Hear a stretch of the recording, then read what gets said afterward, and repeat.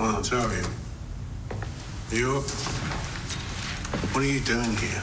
Saying sorry. Sorry for what? For not believing you. What they said you did, it's not in your nature, and I should have known that of all the people in the world. And I should have known. And I should have said something, been there. You're obsessive, you're driven. God knows you're misguided. But what you never are is a liar.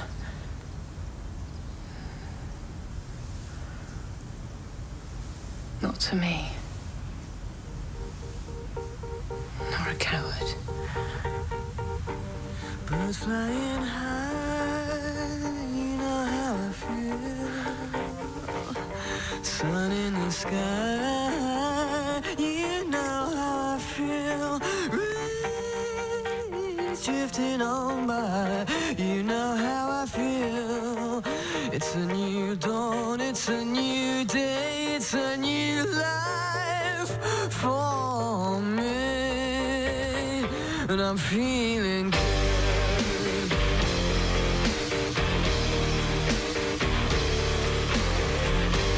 Fish in the sea, you know how I feel. River running free, you know how I feel. Blossom in the trees, you know how I feel. It's a new dawn, it's a new day, it's a new life for me, and I'm feeling good. After 66 steps, I'm Matea Cunningham. This is ZNS.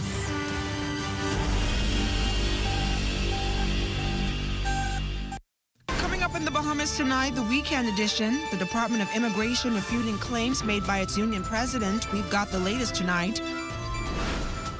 Hundreds of junior achievers converging here in the capital for its annual two-day conference.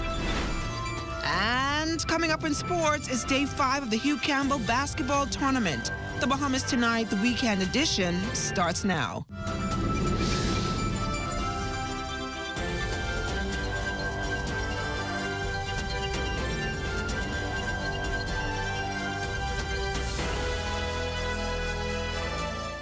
Good evening, everyone. I'm LaDawn Davis, and welcome to the Bahamas Tonight, the weekend edition. Thank you so much for tuning in. Less than 24 hours after the Bahamas Customs and Immigration and Allied Workers Union president raised concerns about labor issues impacting both government agencies, the Department of Immigration is refuting some of those claims, noting that the union is misrepresenting the facts and the process. Hear more in tonight's top story.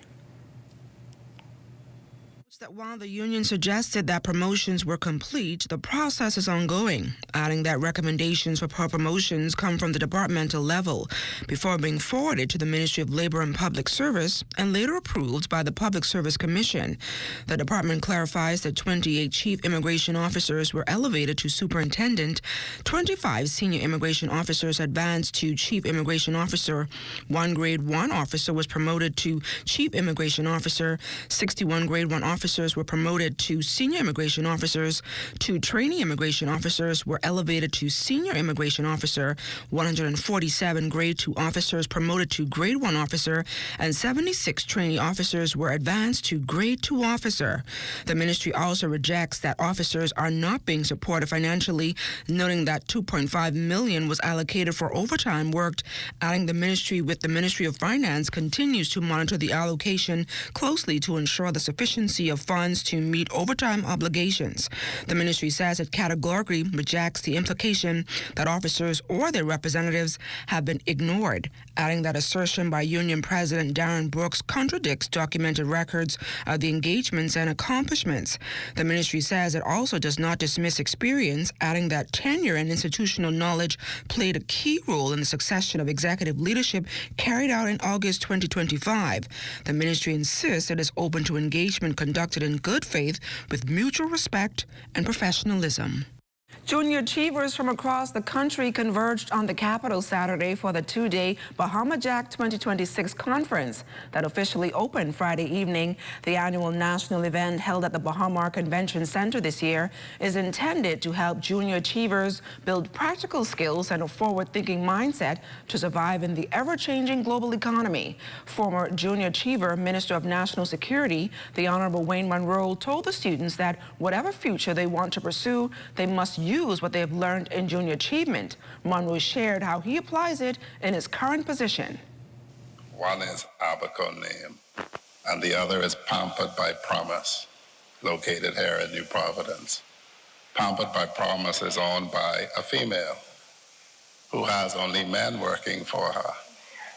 And so you have the opportunity, regardless of your gender, to succeed. And what a government is able to do to encourage you is to set what we call preferences. So when I do procurements in the Ministry of National Security, I always set a geographic preference. So if we're building a base in Ragged Island, if a local person can do it, they do it. If you're acquiring soap for the prison, if there's a Bahamian who does it, you can set a geographic preference to favor the Bahamian. Another former junior achiever, Royal Caribbean International President Philip Simon, encouraged the students to never abandon the fundamentals they will gain through junior achievement. JA created an environment where asking questions, like Mr. Chair said, was encouraged. There was no shame in saying, I don't know. Ignorance was never punished, and curiosity was always welcomed. Hold on to that. Never be afraid to ask a question. Just roll up on somebody.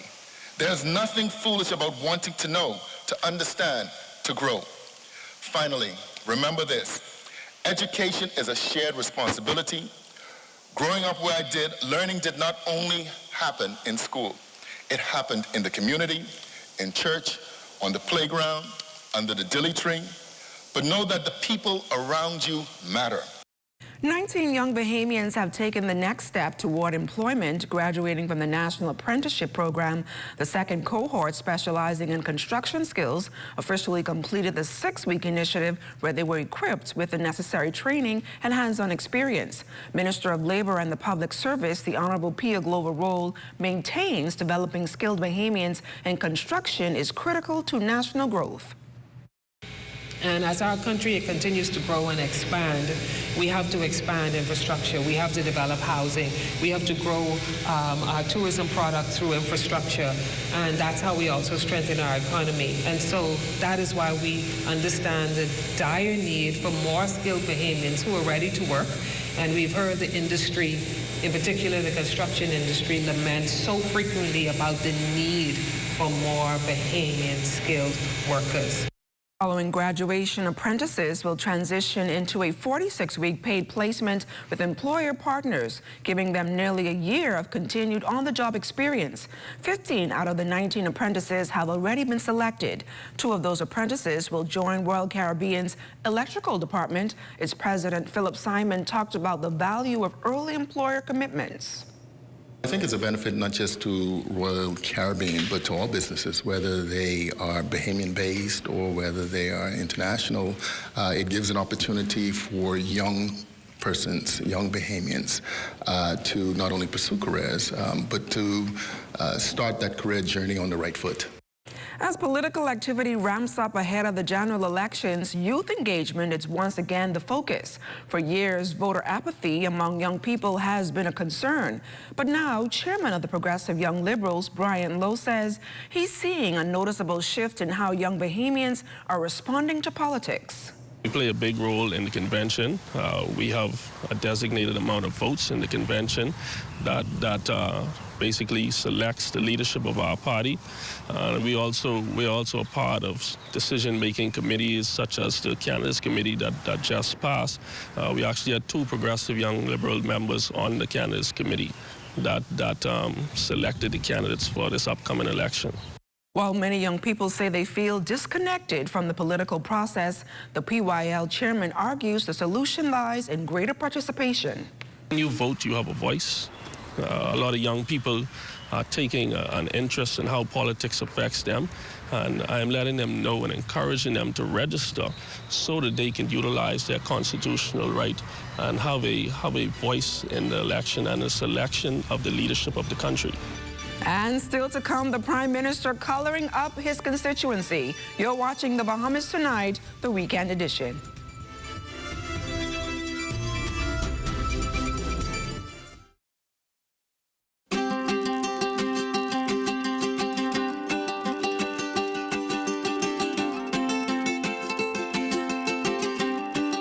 I'm here at the Dixon Hill Lighthouse on San Salvador to let you know that marine protected areas make dollars and cents. A well-designed and managed network of protected areas can generate income for nearby communities. From MPA managers to lodges to eco-tours, there is money to be made.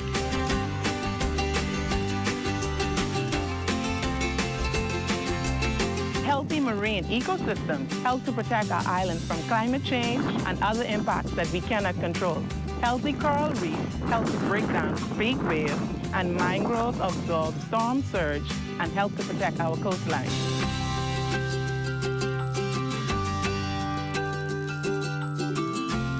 Older and larger fish tend to carry more and healthier eggs than younger fish. Fish replenishment areas will allow fish to grow bigger and ensure that we have more fish now and in the future. In a replenishment area, fish are free to grow and reproduce.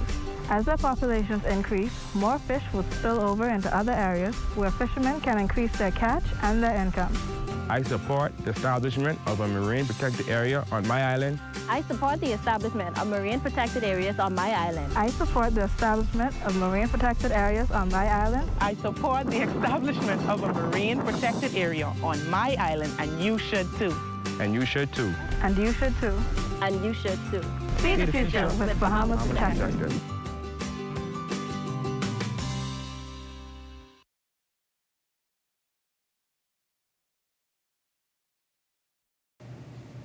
From the crime beat, it was shortly after 5 p.m. Friday when a man told police he was near Wolf Road and Collins Avenue when he was approached by 3 masked men reportedly armed with firearms. The suspects allegedly assaulted the victim, striking him with a firearm and rendering him unconscious before stealing his vehicle and personal belongings. The victim later regained consciousness inside his vehicle in the area of Nassau Street. Then in Freeport, Grand Bahamas, shortly before 11:30 last evening, police say a man was on the Mall Drive when he was confronted and assaulted by an unknown male wielding a wooden object. The suspect allegedly stole cash and personal belongings before fleeing west on a bicycle. The victim is receiving medical treatment. Anyone with information on the incident is asked to call police at 911, 919, the nearest police station, or Crime Stoppers at 328-TIPS. Bahamian agriculture is taking center stage this spring. The Ministry of Agriculture and Marine Resources Agri-Expo 2026 runs April 10th through the 12th at the Gladstone Road Agriculture Center. The 3-day national showcase celebrating farming, food security, and innovation will be held under the theme Agriculture, Our Heritage, Our Future. There will also be poultry workshops, pest and disease control sessions, marketing strategies for farmers, and immersive farm-to-table experiences designed to inspire the next generation. Here's Agriculture and Marine Resources Minister, the Honorable Jomo Campbell. Now, beyond the exhibits, this expo will be a space for learning, collaboration, and inspiration. Attendees can expect hands-on demonstrations, practical and forward-thinking lecture series, and expert-led discussions focused on sustainability, innovation, food security, and climate resilience. Some of these sessions that will be available are the manufacturing of yogurt, boiled tomato and sauces, and one that I'm looking forward to especially, toffee candy making. Minister Campbell says the broader goal is strengthening national food security and reducing the country's dependence on imports. Agri-Expo 2026 has something for everyone.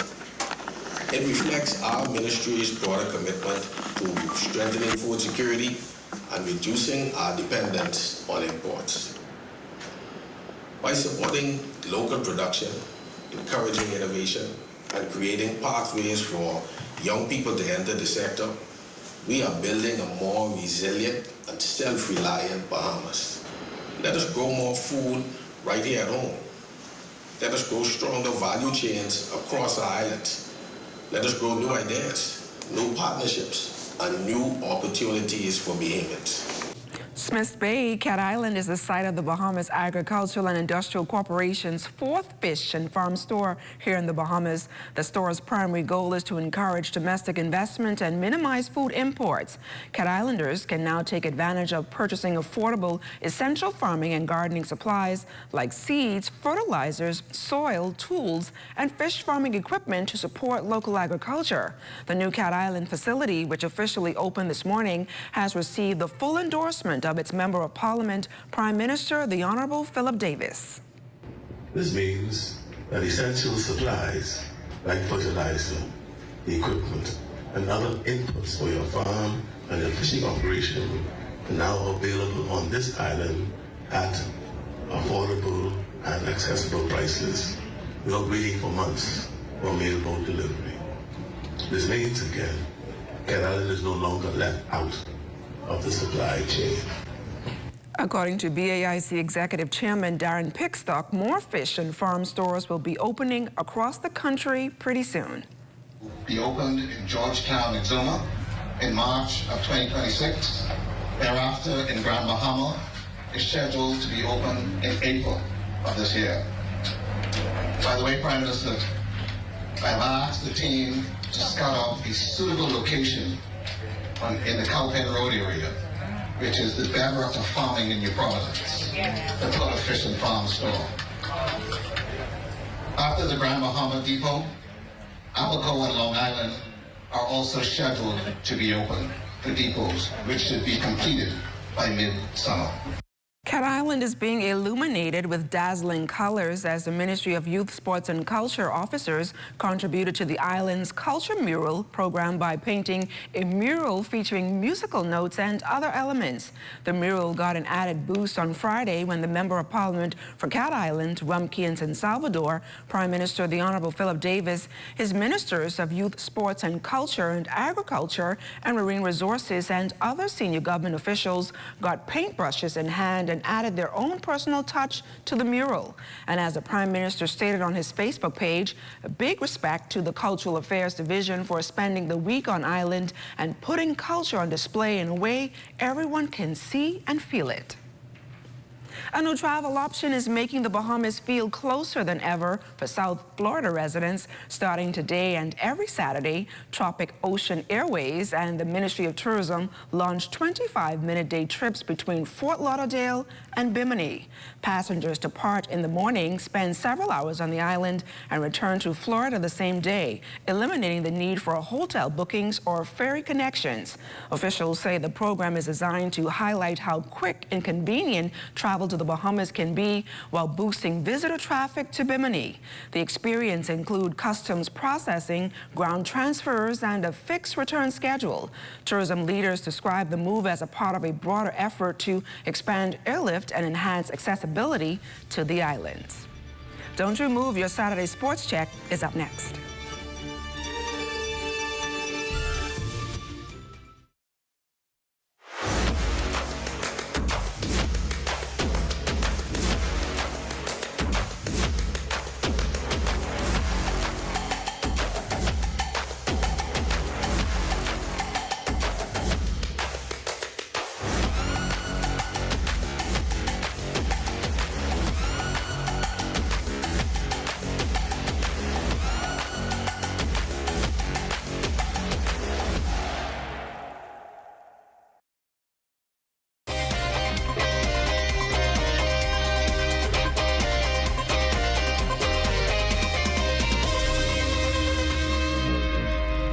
Good evening, everybody, and welcome to Sports on this Saturday. I'm Eugene Stewart, reporting to you from Millers Park, Long Island, for day 2 of the North Long Island High Basketball Jamboree for the 34th year of competition. Organizers hosting an opening ceremony to commemorate the life and legacy of Amari Miller. Let's take a look. The Long Island community showing up for day 2 of competition at Millers Park to officially welcome its 34th year. As this year celebrates the life and legacy of 12th grader Amari Miller, it also shares the importance of community. When I say the community has been there from day one, they have been there, and I am so appreciative of my Long Island people, and actually the Bahamas at large, because his dad spoke volumes to everybody. Everybody felt it, and everybody reached out, and they showed that love and support, and to this day, they are still showing that love and support, so I must give it to my Long Islanders. It's a pleasure for the Jamboree to be back here on Miller's Park. You know, it's always exciting to be in the atmosphere and to watch young people play. But for Long Island, young people need something to do. And this is something to do where they can meet their comrades from different islands, play ball, have fun, and enjoy the sport. Hometown heroes, the North Long Island High Stars, bouncing back from their losses yesterday by taking down the boys from the South, the Inagua All-Age Boars, in both junior 24-4 and intermediate boys 20-15. Mangrove Key High School also hitting the court last night up against Inagua. The team looking like a well-oiled machine would come out with the easy W. It's amazing at the moment. You know, we learn how to play together as a team. You know, we just come and have fun and play with our heart because we like the sport, we love the sport. You know, just being there for each other, trying to, you know, build a team better, you know, and it's a pleasure to be in Long Island for the moment because, you know, this is our first time traveling here. So, yeah, it's going pretty great so far. Once we play as a team, get the buckets, that's all we care about, you know. Love for the coaches, Coach Jay, Coach Robinson, and, you know, just being a part of a Long Island tournament helps us to grow more as individuals. And look out, South Andres. Mangrove Key is bringing the sting. Hey, home of the Stingers. That's all it is. Stingers on 3, 1, 2, 3. Stingers! More games coming from championship night in tomorrow's Sportscast. Still in hoops action, competition continuing for day 5 of the Hugh Campbell basketball tournament. Our Amajal Knowles tells us more. Friday night, 6 teams trying to lock up their spots in this evening's pool semis first game, a rematch of last year's Hugh Campbell title game, Cy Gibson Rattlers versus the Tabernacle Baptist Falcons, but the result was certainly the opposite of the 2025 clash. The Rattlers' pressure defense putting the Falcons in a straitjacket for 4 quarters. They would get out to a 20-point lead at the half and never look back. Gerardo Wright pacing the Rattlers with 14. They would be on cruise control in this one, locking up their spots in the pool championships 53-26. Game 2, similar results, just different teams. The Anton Rogers Timberwolves would dominate the Gateway Academy Eagles out of Bimini, wire to wire. Tyreek Smith with the game-high 12 points. They would take this one 56-22. Nightcap, the Westminster Diplomats, they would punch their tickets to tonight's pool championships with a dominant 56-27 win over the Queens College Comets. J.E.M. Bristol led the way with 13 points. Now find out who advanced to the Final Four in tomorrow's Sportscast. And of course, the championship game, we broadcasted live on Monday here on the ZNS Television Network. For ZNS Total Sports, I'm Amajal Knowles. And that's been your Saturday evening sports. I'm Eugene Stewart. Enjoy your weekend.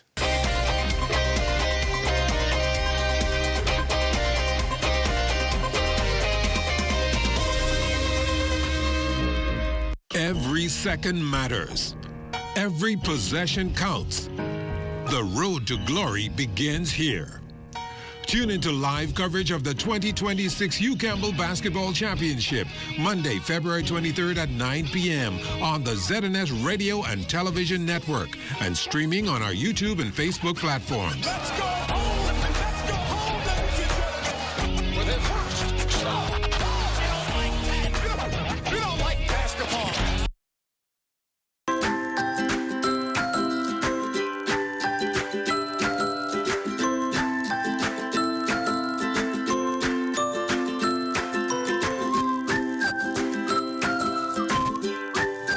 It's time now for a check on tonight's weather forecast. Chief Meteorologist Basil Dean joins us in studio with the latest temperatures. Good evening, Basil.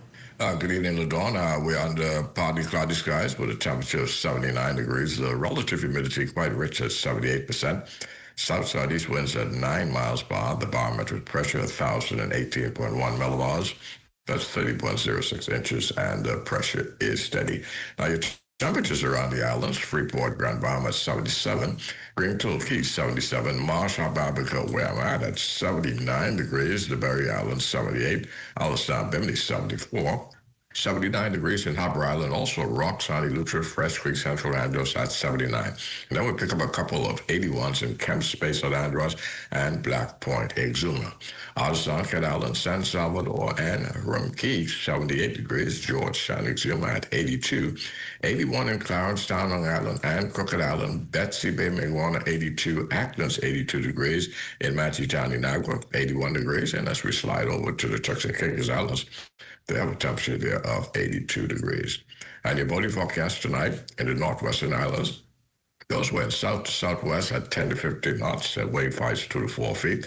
Your high tide will take place at 10:48 tonight. And then in the Central Islands, light and variable winds with flat seas for the southeast Bahamas. The winds are going to be southeast at 10 to 15 knots, and the wave heights 2 to 4 feet. Now, Sunday, in the Northwestern Islands, those winds become southwest to west, increasing in speeds 12 to 18 knots. And this is ahead of an advancing cold front. Wave heights building 3 to 6 feet. But once that front goes through during the late night, between 10 and 11 o'clock Sunday night, those winds will shift, becoming northwest, increasing in speeds up to 30 knots with gusts to near gale force. So an advisory will be in place after the frontal passage.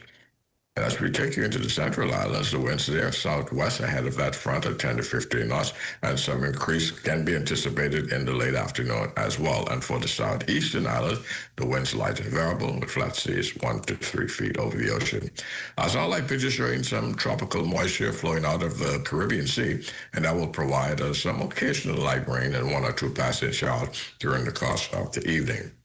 And tonight, a couple of evening showers, otherwise partly cloudy with a low temperature of 71 degrees. And tomorrow, mostly sunny once again, high temperature 83 degrees. And your extended weather forecast, beautiful weather behind that frontal passage, but those temperatures going to be nice and chilly, particularly during the nighttime. Monday and Tuesday, we're looking at temperatures in the 50s here in the capital. Around Grand Bahama and the Abracos, those temperatures could be in the upper 80s to the upper 40s, to low 50s. Look on. I'm enjoying those cooler temperatures, Basil. Thank you so much. And that will end the Bahamas Tonight, the weekend edition. From all of us here at ZNS, I'm LaDawn Davis. Make it a great evening, everyone.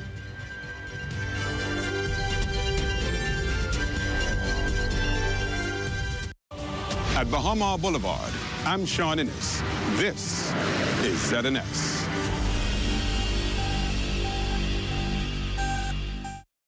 Coming to you from Hollywood, almost live, it's Comics Unleashed, Hot Chocolate, with your host, Byron Allen. Tonight, Byron, welcome Tess Drake, Jimmy J.J. Walker, Alex Thomas, and Shay. And now the man that taught Tootie the real facts of life, Byron Allen.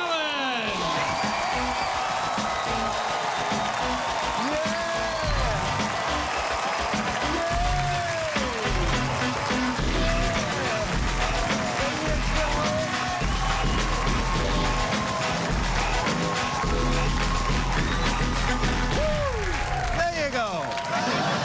Yeah, a lot going on. And many Americans are traveling to South America for low-cost plastic surgery. Did you see that?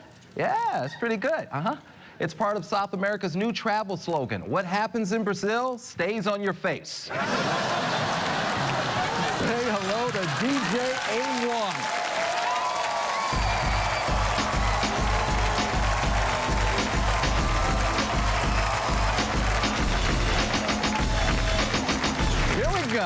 We have a funny one for you tonight. Some very funny people here. Alex Thomas.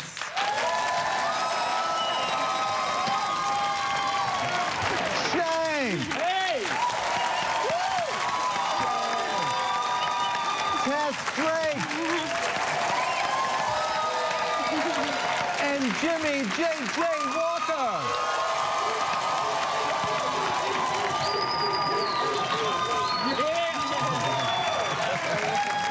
You know what, before we get started, I have to talk about this. This is a real treat for me. Real treat. This is something that one of the few things I have hanging on my wall. You take a look at that. I want you to take a look at that. Oh, Lordy. Can you believe that? Now, what this is, when I was 14 years old, I started doing stand-up comedy at the Comedy Store. So we're talking June of '75. And I was really fortunate enough. Wayne Klein. Wayne the joke train. That's it. Wayne Klein said, hey, who wrote those jokes? He saw me perform. He said, I know a guy that might be interested in having you write some jokes for him. And when I said, sure, and I get this phone call. I gave Wayne my phone number. I get this phone call, and they say,